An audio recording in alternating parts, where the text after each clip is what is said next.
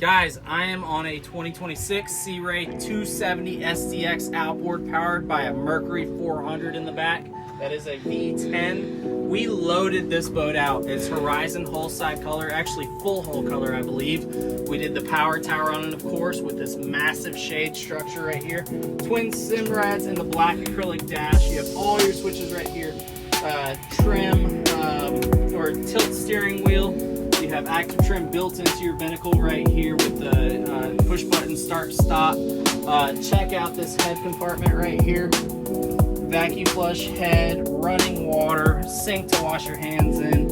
You can control the stereo from the display over there or one of the wireless remotes.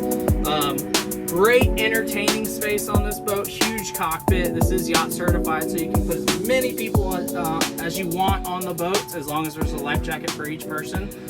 My kid's favorite spot on this boat is the bow. They'll sit up there with their mom and just ride the waves, look for dolphins, check out things like that.